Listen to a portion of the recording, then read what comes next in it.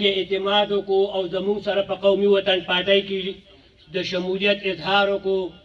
هغه کو زما وروڼه بهیګان دي، خو هغه د قدیم حاجي صاحب وروڼه بهیګان او رشتهدار دي، او که د شریف دي، او څونه زموږ د پلي دوبندۍ ویلیج کونسل او د کوز بارم ډیر یونین کونسل د مختلفو یونین کونسل نه راغلي ملګري، زه د خپل طرفه د خپلو مشرانو طرفه د دوی د زړه د خلاصه شکریه ادا کوم.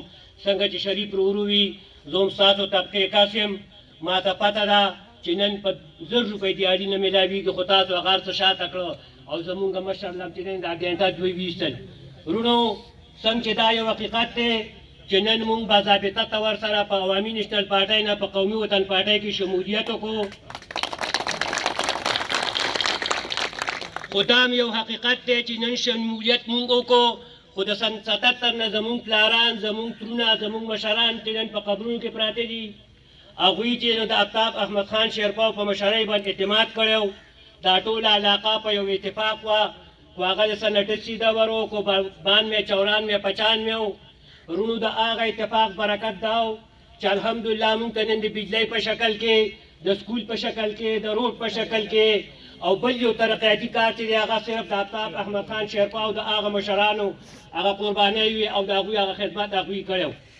دا د یو کس کار نه دی، نه په ما ځان له کار کېږي، نه په شریف کېږي، نه په دوست محمد حاجي کېږي. مونږ ټول به یو لاس کېږو او انشاءالله خاص کر د کوز بارم ډیری یونین کونسل او د ویلیج پلي دوبندۍ دې نوجوانانو ته زما چې دی نو خواست دی چې زمونږ مشرانو په دې ملي رهبر مشر باندې اعتماد کړی او د خدمت او دوی له د خدمت مقرر کړې وه.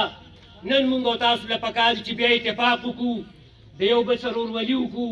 هر څه وي په نرۍ کېږي، خو وروري په دوستۍ کېږي. د صبر، د برداشت او د اتحاد او د یکجهتۍ نه کار واخلو.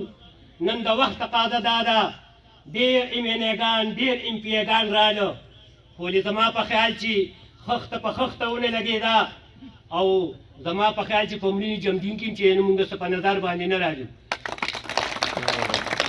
وروڼو نن په خپل ځان رحم کول دي، په دې خپله علاقه رحم کول دي، او په خپله صوبه رحم کول دي. زمونږ نن تحصیل به والو، زمونږ ضلع به والو، بلکې ټوله صوبه به والو چې زمونږ خلک د څونه ستړو سرچینو مخامخ دي.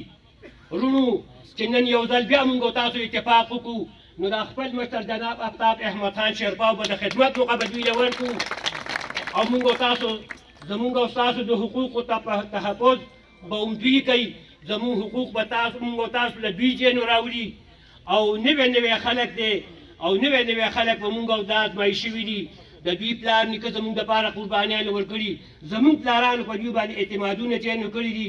نو مونږ ځکه چې نو هغه خپله فیصله واپس واخېسته، مونږ په ټیک نه وو، زمونږ پلاران زمونږ په ترونه دا ټیک وو چې په آفتاب خان په مشرۍ باندې اعتماد کړی و. مونږ نن بیا چې نو هغه وعده عهد بیا چې د مشر څخه چې نو تازه کوو، انشاءالله چې موږ به خپل مشر کامیابوو. والسلام.